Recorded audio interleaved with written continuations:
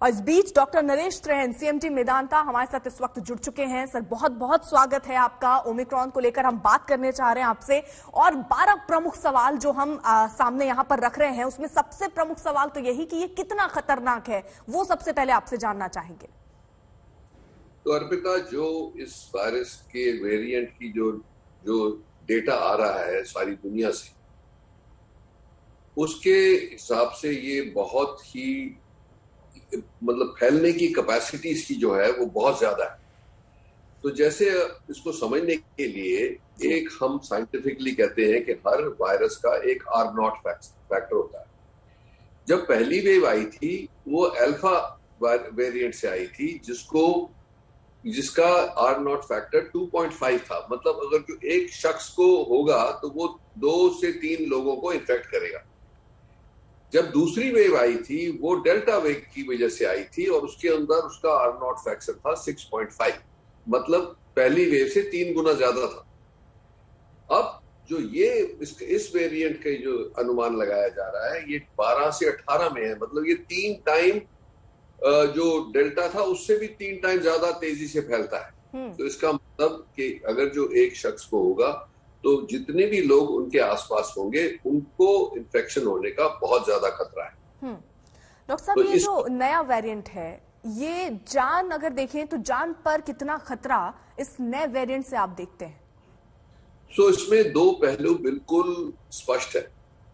एक ये है कि जिनको वैक्सीन के 2 डोज लगे हुए हैं उनको, जिनको ये हुई है इन्फेक्शन यहीं हिंदुस्तान में नहीं सारी दुनिया में, तो जो सिम्टम्स बहुत माइल्ड बताए जा रहे हैं, हॉस्पिटलाइजेशन की जरूरत नहीं पड़ रही जी। और जान को खतरा जो है वो अभी कुछ एस्टैब्लिश नहीं हुआ। जिनको वैक्सीन लग चुकी है, जिनको नहीं लगी है उनके ऊपर जो सिम्टम्स हैं वो ज्यादा हावी है।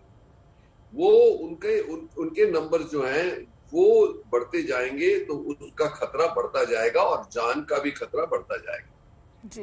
तो इसीलिए ये 2 बिल्कुल डिवाइड हो गए, वैक्सीनेटेड और नॉन वैक्सीनेटेड। इसीलिए हम बार बार ये चेतावनी दे रहे हैं सबको कि देखो, आज 125 करोड़ से ज्यादा वैक्सीन लग चुकी है, कोई मेजर डेंजरस साइड इफेक्ट नहीं रिपोर्ट हुआ है जी।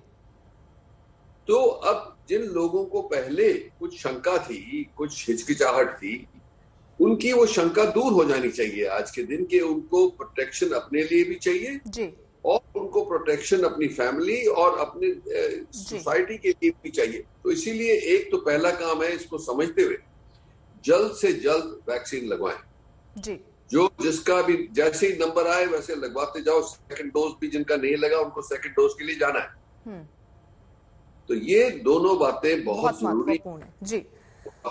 जी डॉक्टर साहब, मेरा तीसरा सवाल आपसे कि ये जो नया वेरिएंट है, क्योंकि हमने पहले और दूसरे वेरिएंट में देखा उम्र के लिहाज से भी वेरिएंट ज्यादा असर डाल रहा था, ये नया वेरिएंट किस उम्र समूह को ज्यादा संक्रमित कर रहा है? देखो, जो भी इन्फेक्शन होगी वो बॉडी की कैपेसिटी कितनी है उससे लड़ने के लिए उस पर डिपेंड करता है। तो जो लोग हेल्थी होंगे, जिनके लंग्स ठीक होंगे, जिनकी मसल पावर ठीक होगी, उनके ऊपर ये कम प्रभावित पड़ेगा नॉर्मली। उसके दूसरा क्या है कि जिन लोगों की इम्यूनिटी डाउन है किसी वजह से, डायबिटिक्स जो हैं, जिनको हार्ट डिजीज हुई है, जिनको कैंसर हुआ है या कोई और ऐसी जैसे रूमेटॉइड आर्थराइटिस वगैरह, जिनकी इम्यूनिटी कम है उनको खतरा सबसे ज्यादा है। तो एज में भी इम्यूनिटी कम हो जाती है। इसीलिए हम कहते हैं कि जो एजेड लोग हैं, जिनकी उम्र 60 से ऊपर हो गई है, उनकी इम्यूनिटी आहिस्ते आहिस्ते कम होती जाती है। डॉक्टर साहब, पहले ऐसी संभावना जताई जाती थी कि जो तीसरा लहर आएगा वो बच्चों पर असरदार हो सकता है, उन पर ज्यादा खतरा हो सकता है, क्योंकि उनको तो अभी वैक्सीन का सिलसिला भी शुरू नहीं हुआ। क्या इस संक्रमण से ऐसा कुछ देखने को मिल रहा है, खासतौर पर बच्चों के लिए? ये जरूर कुछ एक रिपोर्ट आई है कि 5-6 साल के से कम उम्र के बच्चों के ऊपर इसका इफेक्ट पड़ा है, पर ये कितनी कंफर्म्ड है और कितनी तादाद में है अभी उसका पूरा वो अभी नहीं मिला है डेटा। पर ये प्रिंसिपली आप सोचेंगे कि सारी सारे बच्चे जो है जी, उनको वो अनप्रोटेक्टेड है, उनको वैक्सीन मिली ही नहीं। तो ये यकीनन है कि अगर जो उनको इन्फेक्शन होती है तो वो उसको खतरा बढ़ेगा। लक्षण डॉक्टर साहब ये क्या होते हैं ओमिक्रॉन के संक्रमण के? तो आज के दिन क्योंकि जो हम देख रहे हैं विदेशों में, जैसे जो डेटा आ रहा है, एक तो डेटा आ रहा है साउथ अफ्रीका से, एक डेटा आ रहा है यूरोप से और यूके से। अब जो केसेस पाए गए हैं अभी यूरोप में या यूके में जी, और या यूएस में भी, उनमें ये क्लियर है कि इसके, क्योंकि वहां पे वैक्सीनेशन ऑलमोस्ट सबको लगा हुआ है, तो उनके ऊपर इसके सिम्टम्स माइल्ड लग रहे हैं अभी तक, पर इतने ज्यादा केस हुए नहीं है कि ये पता लग जाए पक्का कि यहाँ ये माइल्ड ही रहेगा। तो इसीलिए ये जरूर हमें एक थोड़ी सी तसल्ली होती है इस बात की कि हो सकता है अगर जो फैलेगा भी तो माइल्ड होगा, पर इसका कोई भरोसा नहीं है। इस पे हमें पूरा विश्वास नहीं करना चाहिए इस फैक्ट के ऊपर जी। तो इसलिए ये भयंकर भी हो सकता है और जान हावी भी हो सकता है जी। और खास करके जिनको वैक्सीन नहीं लगी है। तो साउथ अफ्रीका में ये डेटा आ रहा है, वो सारा एरिया जो है बोट्सवाना, साउथ अफ्रीका, टांजानिया वगैरह का, उसमें से ये डेटा आ रहा है कि जिन लोगों को वैक्सीन नहीं लगी थी उनको बहुत ज्यादा सिम्टम्स हो रहे हैं, जिनको वैक्सीन लगी है उनको माइल्ड हुए। ठीक, डॉक्टर साहब ये ओमिक्रॉन जो नया वेरिएंट ये शरीर के किस हिस्से पर अटैक ज्यादा करता है? नहीं, इसका देखो, ये मैंने बताया आपको कि इसका और नॉट फैक्टर जो है वो 12 to 18 है। इसका मतलब ये हर एक को अटैक करेगा, बट इसका खतरा, लाइफ को खतरा वही जो पहले हम समझ रहे थे वही होगा कि जो वल्नरेबल हैं उनको ज्यादा होगा। तो इसीलिए, और सबसे ज्यादा है कि जो हेल्थ केयर वर्कर्स हैं और फ्रंटलाइन वर्कर्स हैं, क्योंकि जो पेशेंट्स आएंगे हॉस्पिटल में या हमारे पास ट्रीटमेंट के लिए आएंगे या ओपीडी में आएंगे, उनके लिए उनसे तो खतरा हेल्थ केयर वर्कर्स को सबसे ज्यादा है जी। तो इसीलिए हम ये कहते भी हैं कि इनका ध्यान, इनकी हिफाजत होनी चाहिए, क्योंकि जो लड़ाई लड़ी जाएगी अगर जो ये कंट्रोल में नहीं आया, तो जो लड़ने वाले हैं, जो फौज है हमारी, जो हेल्थ केयर वर्कर्स और फ्रंट लाइन वर्कर्स हैं, उनको पूरी प्रोटेक्शन होनी चाहिए। इसी पे अब चर्चा हो रही है कि उनको बूस्टर डोज दिया जाए कि नहीं, और कितना जल्दी दिया जाए, हमारे पास वैक्सीन है कि नहीं है। तो ऐसी बातें अभी चल रही है। ठीक है डॉक्टर साहब, देखिए ये ओमिक्रॉन को लेकर कई बातें कही जाती रही हैं, आपका अपना मानना क्या है कि क्या सिर्फ ये अफ्रीकी देशों से ही आया होगा ये नया वेरिएंट? ये देखो, यही बहुत ही अहम क्वेश्चन है इस बात कि पाया गया लेबोरेटरी में, जिसको डीकोड किया है वो साउथ अफ्रीका में था। जो हम सोच रहे हैं कि जिस तरीके से यहाँ केसेस बढ़े हैं, जैसे यूके में बढ़े, जैसे अमेरिका में बढ़े, यूरोप में बढ़े, हिंदुस्तान में भी ये खत्म नहीं हो रहे, हम तो इसके लिए टेस्ट कर ही नहीं रहे थे। तो हमें पता ही नहीं कि ये वो यहाँ पे हिंदुस्तान में या यूरोप में वहां था कि नहीं था।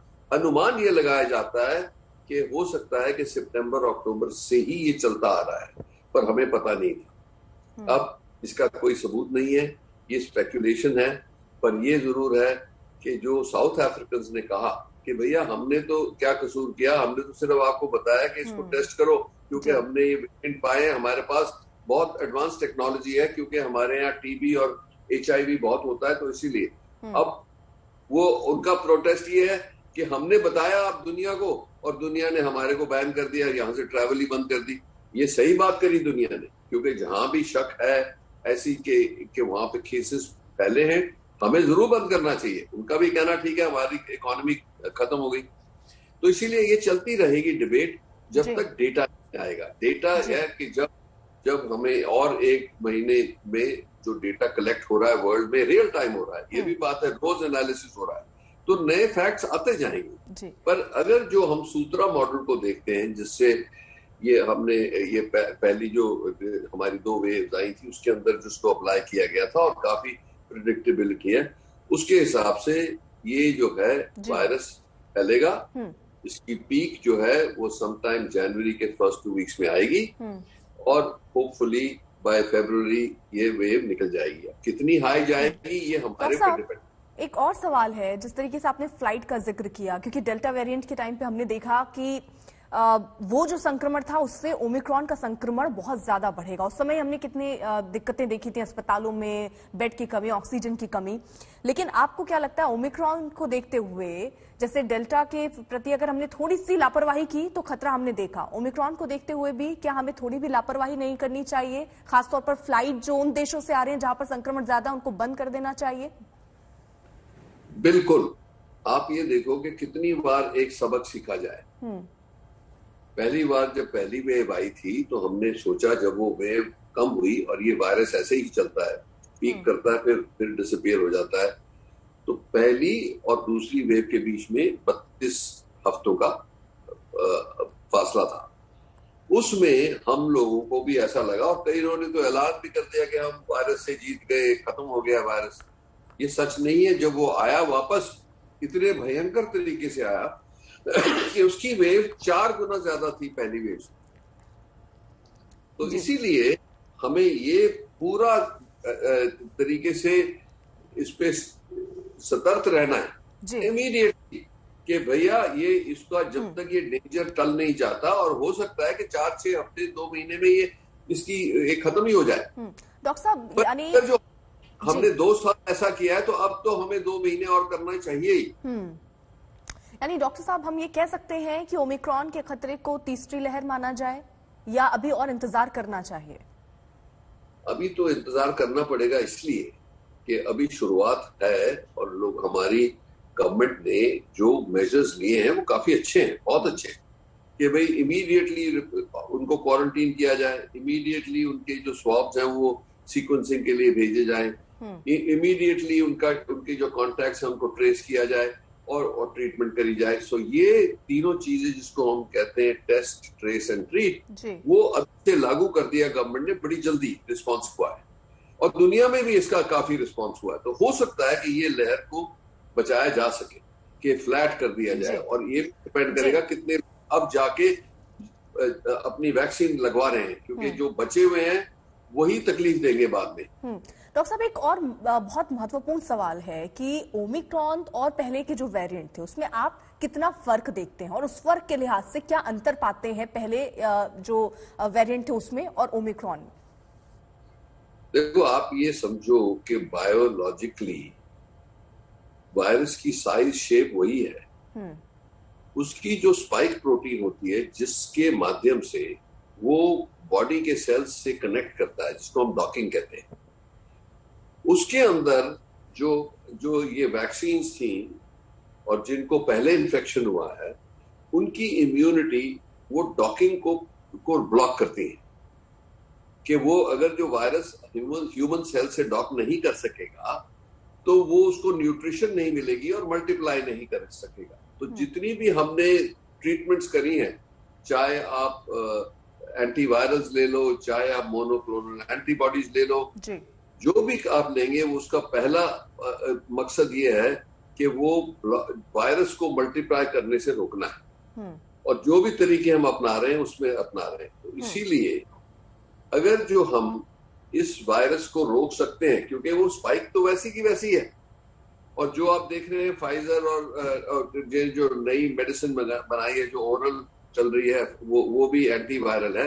उसका यही माध्यम है कि वो इस स्पाइक को मतलब ब्लॉक करे और वो मल्टीप्लिकेशन ना हो। तो ये चीजें जरूर हैं कि सेकंड वेव से अब तक काफी नई चीजें आ गई हैं टेक्नोलॉजी वाइज।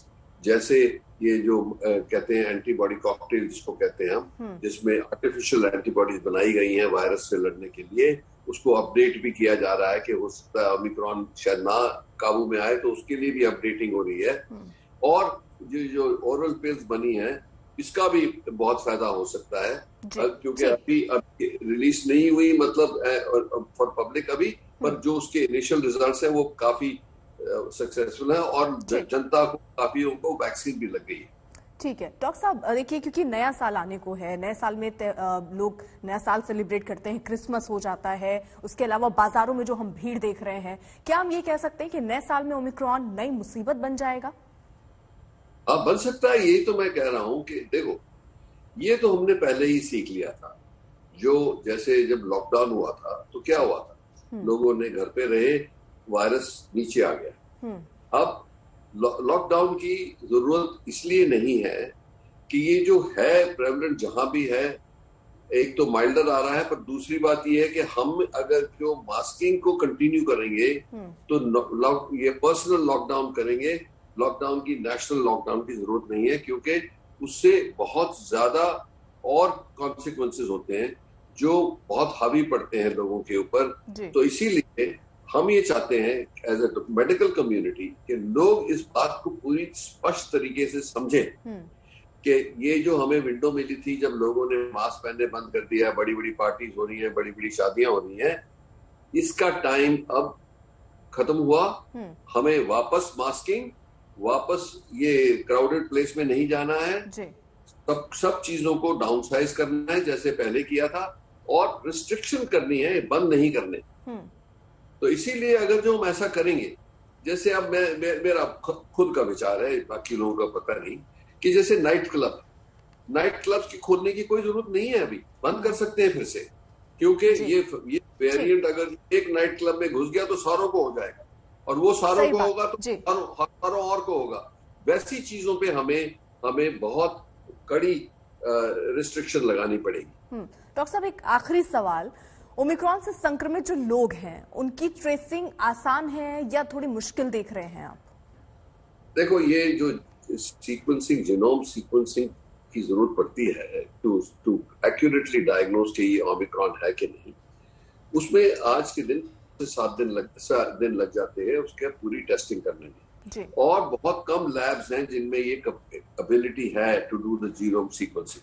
तो अब नेचुरली जब ये पता लगा है तो उसके लिए मल्टीप्लाई हो रहा है, गवर्नमेंट उसका इंतजाम कर रही है कि ज्यादा से ज्यादा लैब्स में ये उपलब्धि हो, और जैसे ही वो होगा उसका फिर टाइम जो है वो कम होता जाएगा और इसको जल्दी से जल्दी भी डिटेक्ट कर लेंगे। पर ये जरूर है कि किसी का आरटीपीसीआर अगर जो आएगा पॉजिटिव तो उसको शक करना पड़ेगा, खास करके उसमें वो एस फैक्टर होता है जो उसमें कम हो जाता है, तो उनको तो बहुत ही जरूरी चेक करना है सबको। जी डॉक्टर साहब, बहुत शुक्रिया। वक्त की थोड़ी कमी इसलिए मैं आपको यहीं पर बोल रही हूँ रुकने के लिए, लेकिन जिस तरीके से आपने बताया, वो दर्शक जो इस वक्त देख रहे हैं, बहुत सारे सवाल उनके मन के जो थे वो आज जरूर उनको जवाब मिला होगा उन सवालों का जो सवाल मैंने सीधे आपसे पूछे। बहुत बहुत शुक्रिया डॉक्टर हमसे जुड़ने के लिए।